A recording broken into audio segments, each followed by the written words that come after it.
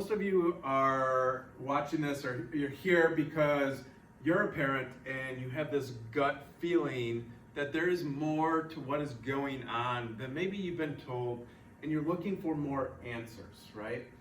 The rest of you are most likely providers, educators, so welcome everyone and thank you for joining. Now, like I said, you're most likely attracted to this workshop because of some type of behavioral learning or socialization challenge that your child has, and you wanted to learn more about what you as a parent or an educator or a provider can do. Now, first we have to uncover and understand more about the developing brain. So that is what tonight is about, okay? Now, if you're here tonight because you want that quick fix or that silver bullet, or you want me to sell you, or you think I'm going to sell you one solution, do this one thing and your problems are fixed. I'm here to tell you that I'm not here to do that.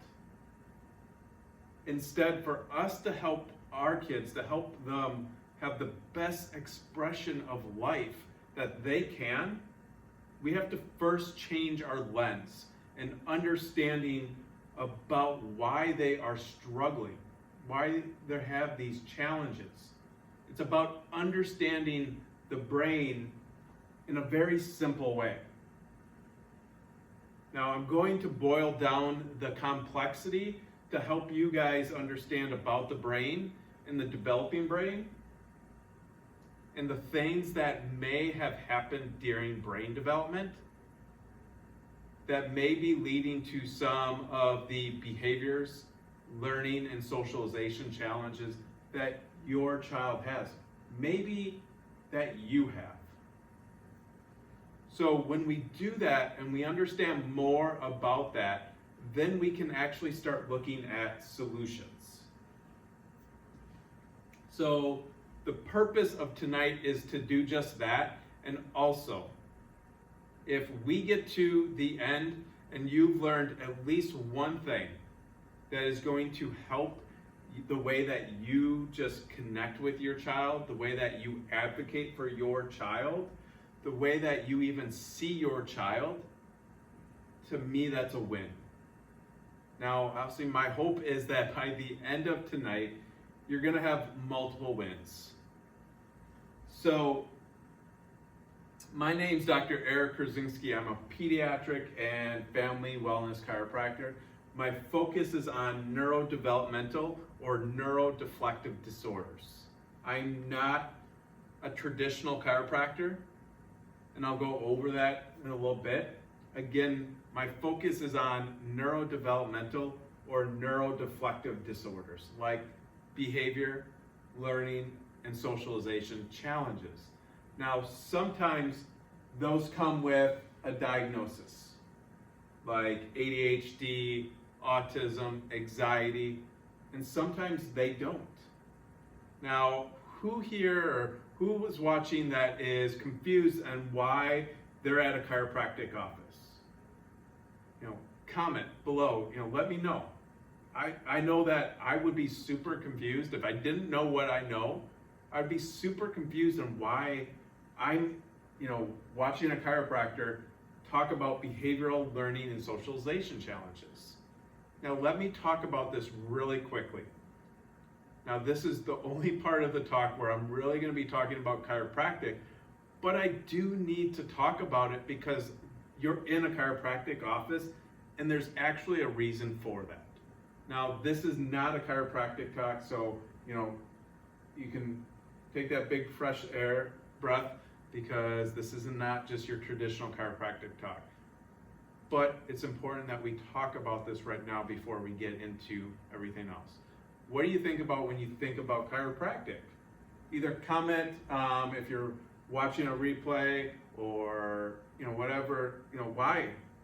Most people are going to say probably neck pain, back pain, headaches. They may even say we're quacks, right? the chiropractic that you're thinking about is this traditional chiropractic. And so that's not what we do here. So you're thinking more of this temporary relief of back pain, headaches, temporary relief of joint restriction, temporary relief of just a lot of pains and aches. So you're looking more at a musculoskeletal type of chiropractic, and are using more of the techniques like the twisting and the cracking and stuff like that. Now, I'm not saying that's bad. In fact, most of my friends practice that way, and that's cool and fine if that's their objective. But what I want to introduce here to you guys is that what I do is not traditional chiropractic. What I do is called neurostructural correction.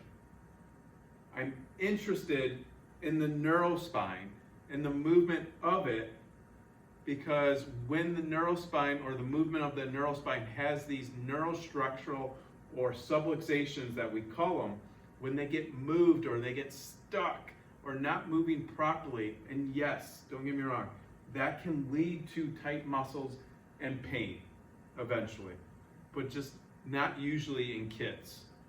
Now, the problem with that is when that happens, it can create a change in the way that the spinal cord, the nervous system is functioning. And actually, it can change the way that the brain is receiving, processing, and sending information on a regular basis. Which is a really big deal, because if the brain is not receiving messages appropriately about what is happening here on the way up to the brain, it doesn't know how to process it properly. And then it doesn't know how to send appropriate information out from the brain. So what we do in this type of chiropractic is called neurostructural correction or subluxation correction. Now, we don't always feel that. It can take a long time to feel that. You know what? I actually don't even know if this is in my body.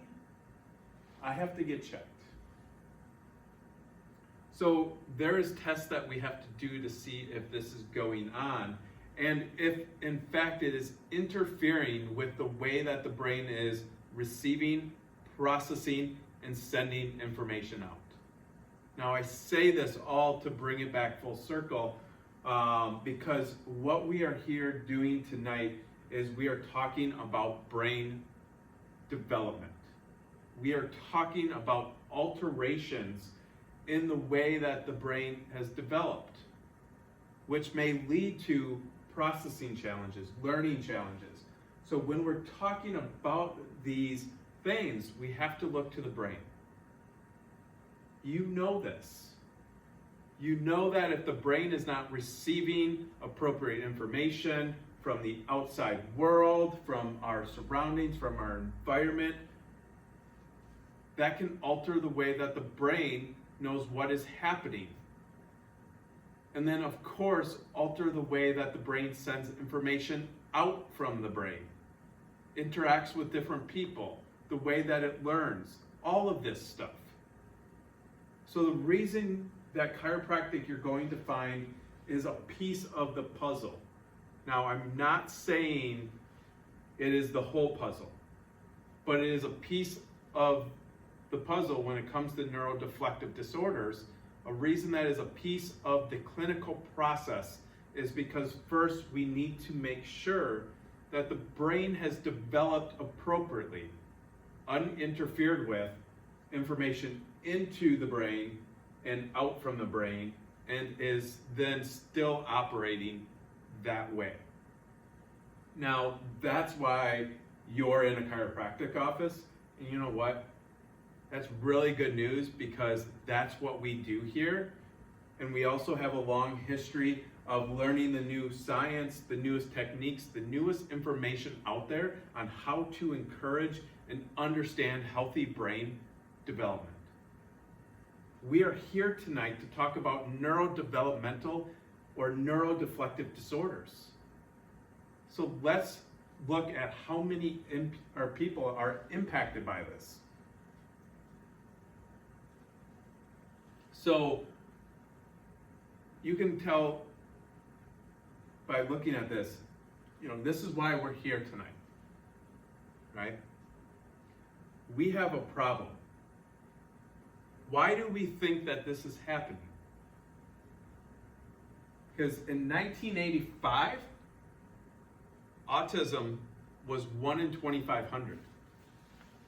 Now 1 in 54, depending on the source that you get. So what is happening?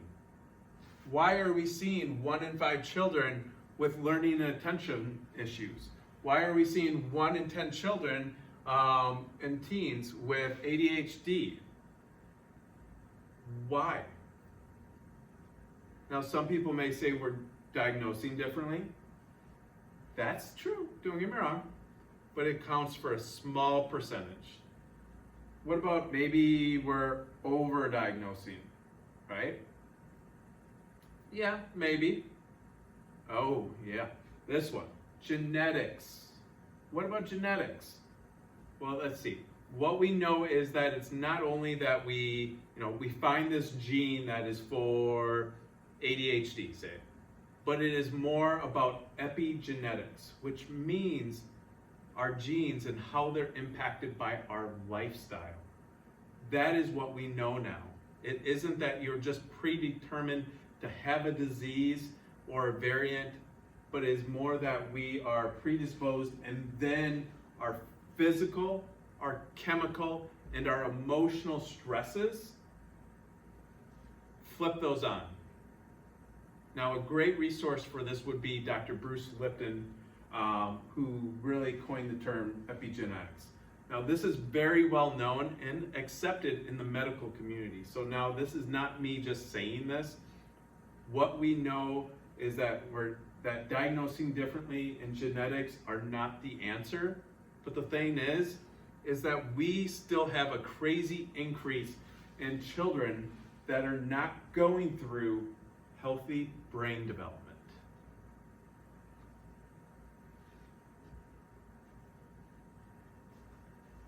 So, food, chemicals, screen time, academics too early, C-sections, divorce, too much demand. What is all of this? What is the common thread between all of that I just said?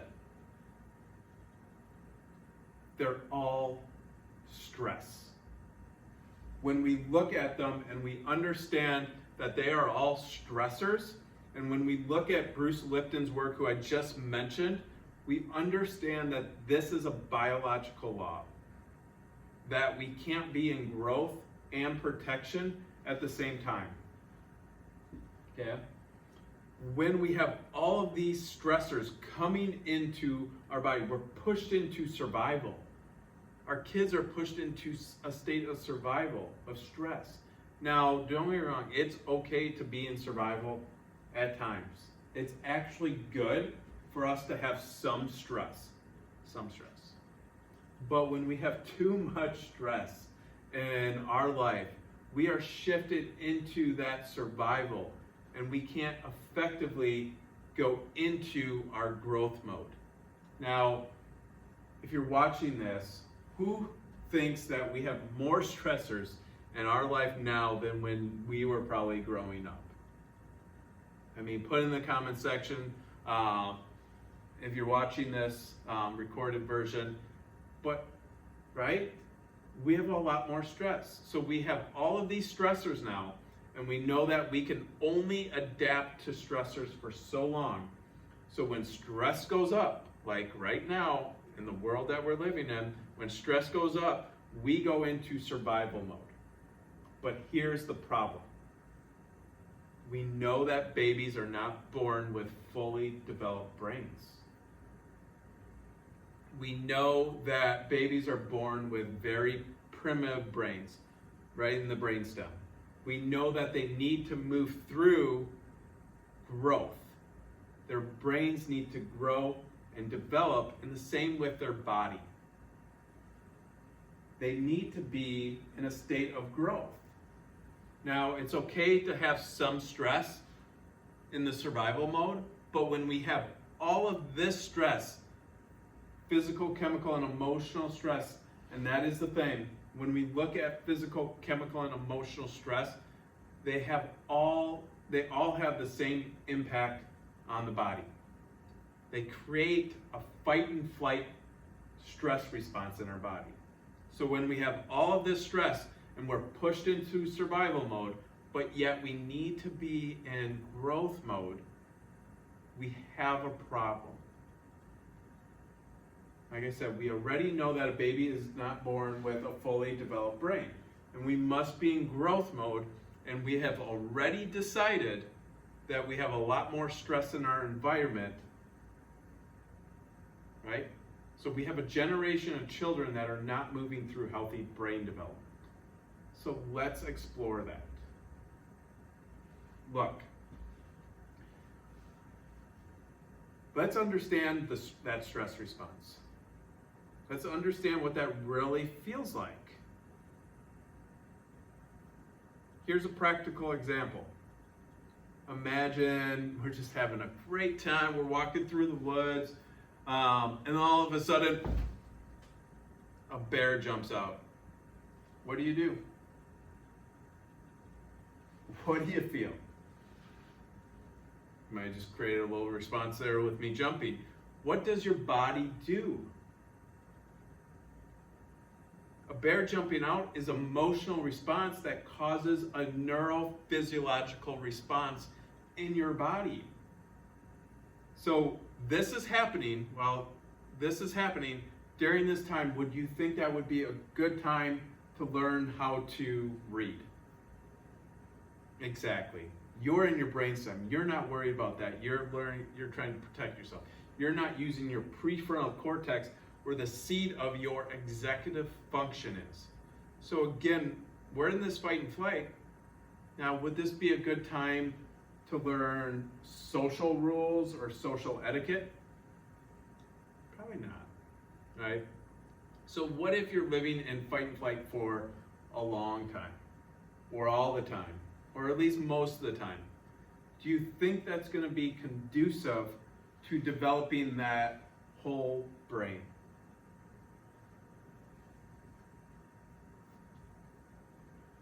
What do we know? Now, this is not a belief system. This is what we know.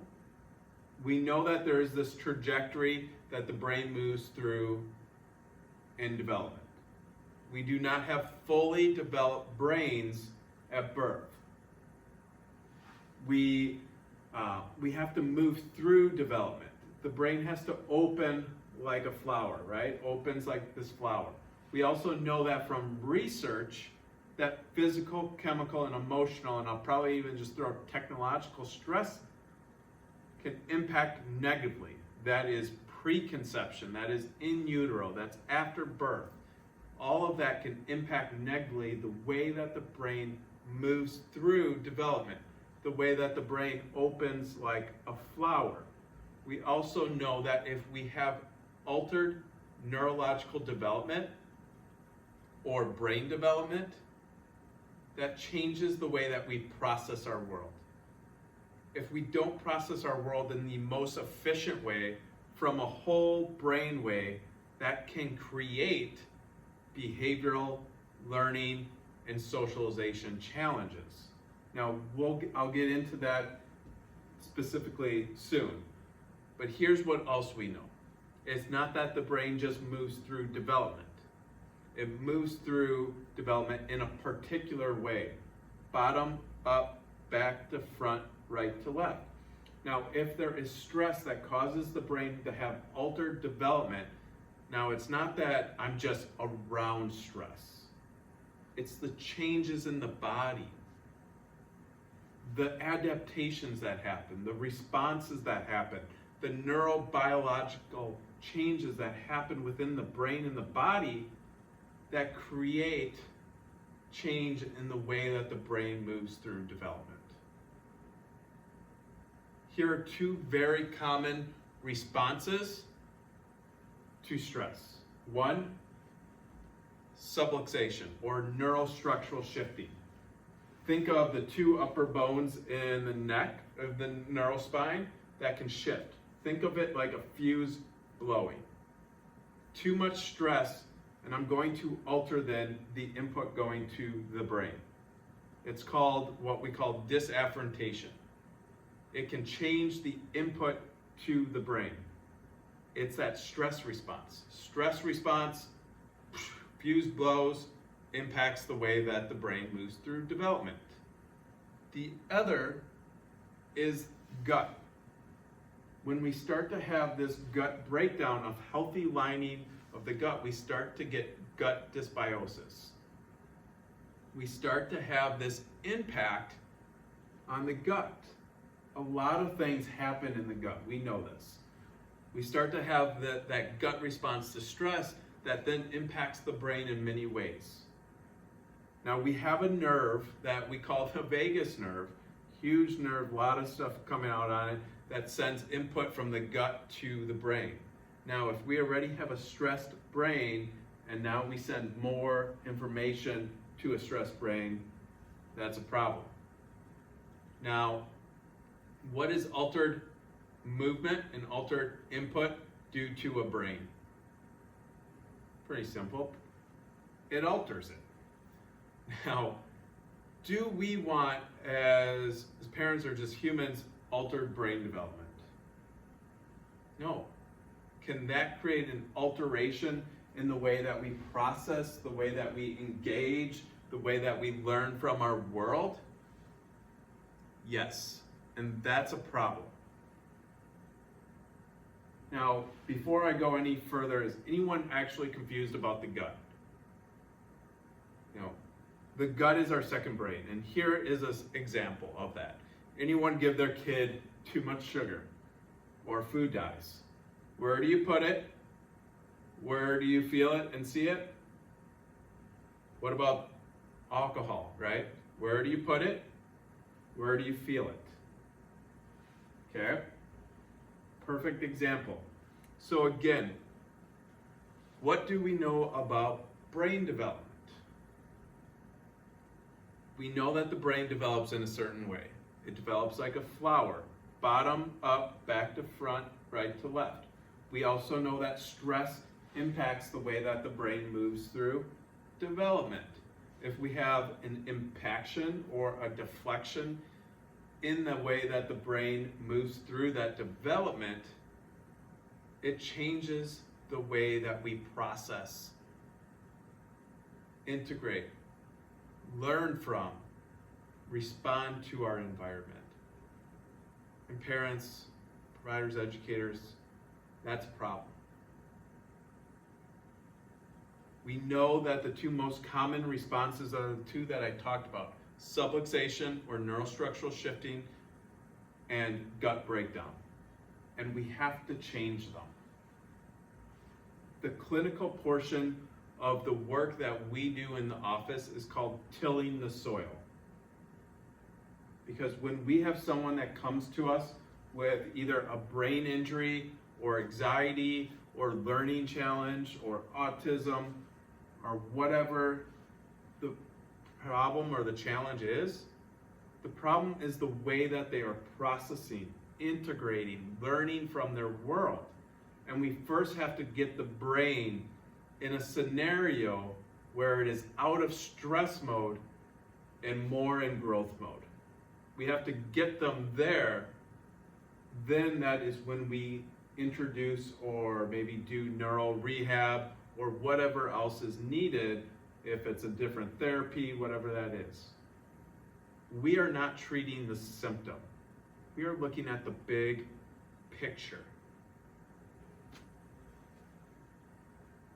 So if we really want to understand what any of this means, that we just talked about in real life and the challenges that you may be seeing, let's look more into this. Now, we already know that the brain develops like a flower. We know that there's this trajectory that the brain moves in. And for us to understand where your kid is at in development, we first have to understand what a typical trajectory of brain development is. So we get that babies are not born with fully developed brains. Probably repeating myself a lot, but the more you hear this, the more it sticks. We get that their primary area of processing is in their brainstem. When babies are first born, what is the primary way of them processing their world? What do we look at? What do doctors look at? It's a window to their brain. Primitive reflexes. These are controlled by the bottom of the brain, the brainstem. These are reflexes like moral reflex. So when you ever clap by a baby, they go like this and then recoil in. Or palmar reflex, put a finger in a baby's hand, they grasp it. Or rooting reflex. Now, as we move through brain development from bottom up, back to front, right to left, what is the next most sophisticated primary way of processing their world? Now, I'm not saying it's their only way, but their primary way. So we move from primitive reflexes into movement touch. Why is it that we care that your little one is able to lift their head? Why do we worry that they start to sit up or crawl or roll over? It's a window to the brain. Starts with bigger muscles and then goes to smaller muscles, right? Next, we continue to move, then we start to move to an even more efficient way of processing our world. We start getting into auditory verbal. So all of a sudden, those utterances, those noises, they start to mean something. It starts with receptive, so taking in and being able to process that verbal communication from someone else, to then expressing that language. Remember, behaviors are a window to the brain. Behaviors are always a window to the brain. I don't care if you're a 1-year-old or if you're a 55-year-old. There are no purposeless behaviors. Now, kids 0 to 5. Why do we worry if they don't hit a milestone? Because it's a window to the brain. But we get a 5-year-old and we put them in the classroom, and then what does that behavior become? A bad kid, a bad teacher, a bad parent, instead of a window to the brain. Lastly, we move into the most sophisticated way of processing our world as humans. It comes from the front of the brain, visual processing, okay? Visual processing. This is not to be mixed up with visual acuity. I don't care if we have 20/20 vision. I'm talking about the ability to process visually, to see and engage in our mind's eye. That's what I'm talking about. The ability to see the future, to see the past. So, let's do an example here. So, let's say I'm a 5-year-old and my primary way, so I'm a 5-year-old, my primary way is processing my world is movement touch, because I'm just not here yet in development. So, about round 1 is when we should be primarily movement touch, 2 to 3 auditory verbal, 4 or 5 visual processing.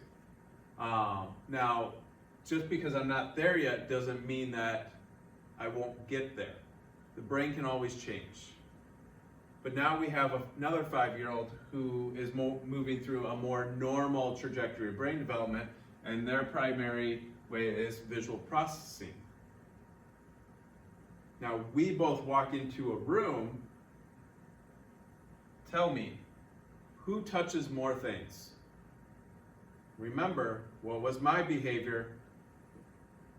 movement touch. That was my primary way of processing my world. Remember, behavior is a window to the brain. We use the tools that are most efficient to process our world. My primary way was movement touch. I moved around a lot and I touched things. To me, or to other people, I looked hyperactive, right? That is a deflective behavior that tells exactly what is going on in the brain. That is not something to be squashed, but actually something to be understood.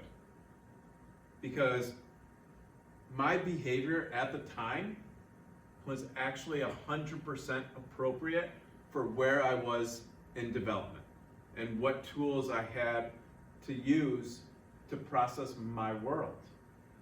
So again, getting back to that example, we both walked into a room and I'm moving around touching things, but the other kid touched way more because he did it with his eyes.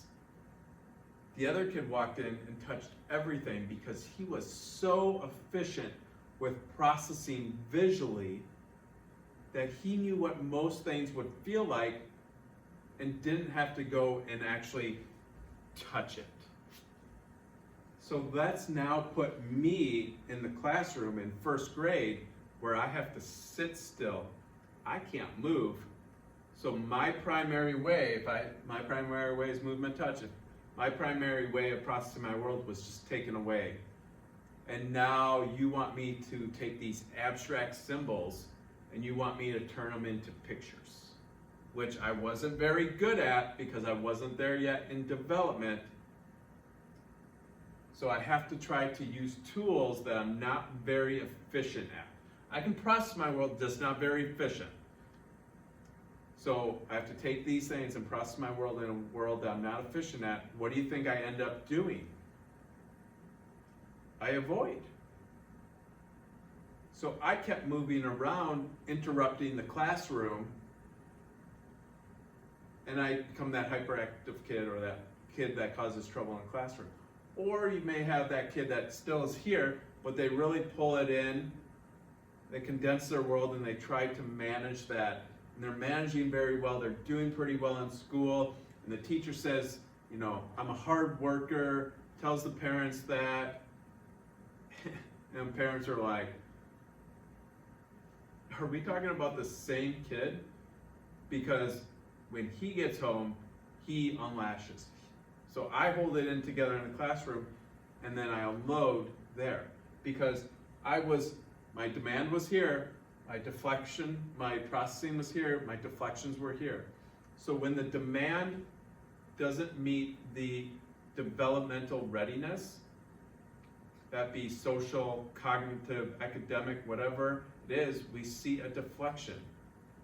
So we get this child that gets home, holding it in, gets home, and boom. Or let's say a kid that has socialization issues, and I get right in front of you in the camera, right in front of your face. You probably would get uncomfortable, right?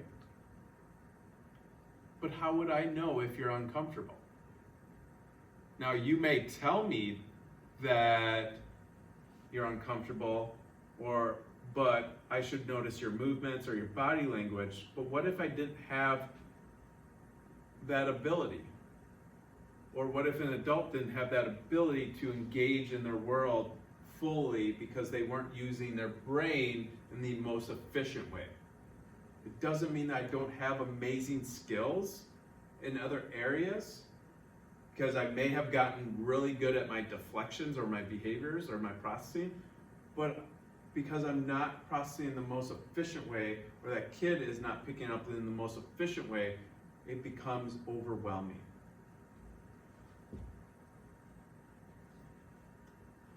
So I hope that makes sense. So there's so many different scenarios, and obviously depending on the kid and challenges, but it helps us understand where a child may be in processing their world.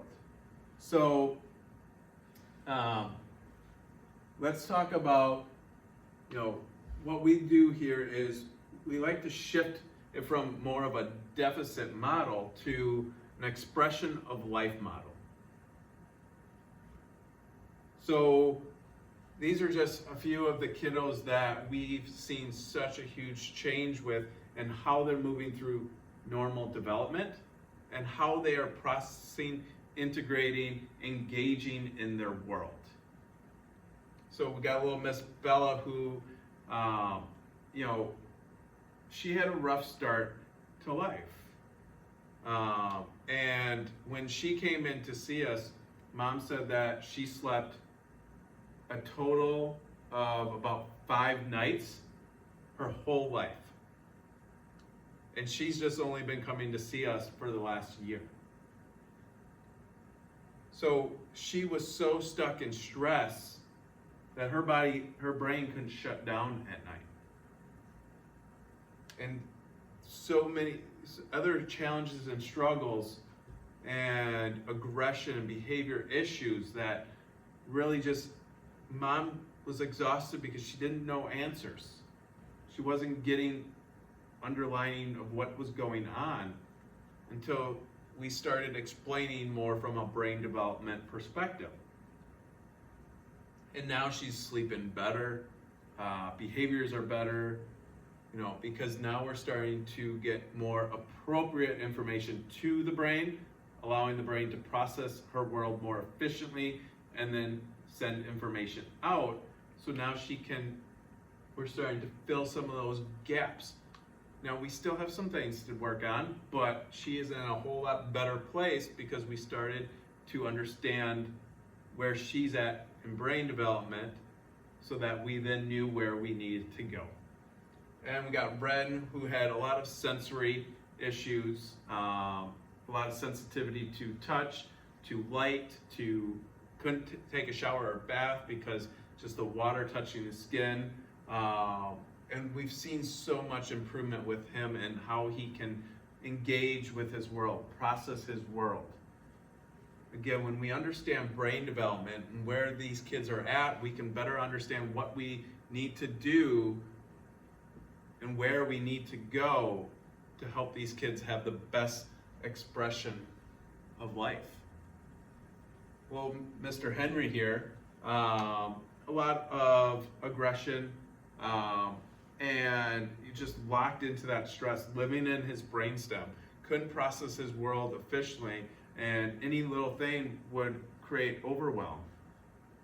To little Gunner, who now is more on track developmentally, able to process his world more efficiently. And, does that mean that these kids don't have struggles? I think we all have struggles. We have stress in our world. It's going to overwhelm us to a point.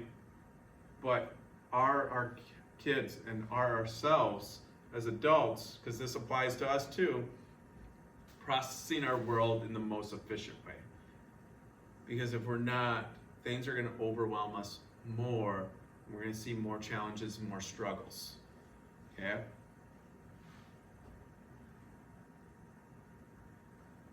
So these are some of the scans that we use in the office to, one, help really discover and answer one of the big questions that we ask when we sit down with a mom or a patient that comes in. And one big question that we ask is there anything that is altering the way that the brain is receiving, processing, and sending information out? Because if we find that, we need to start there first.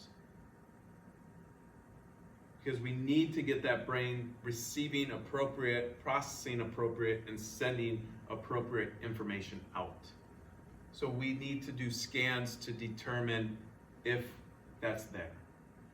So none of our scans either are putting anything in the body, we're not taking anything out of the body. So we use thermography, we use HRV, and we use EMG that helps us look at different parts of the nervous system and how it's receiving, how the brain's receiving, processing, and sending information out.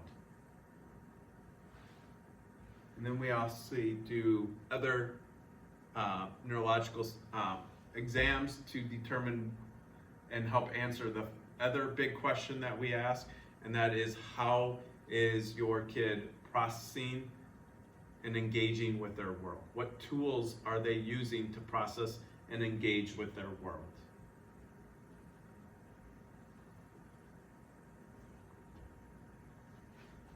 So, look,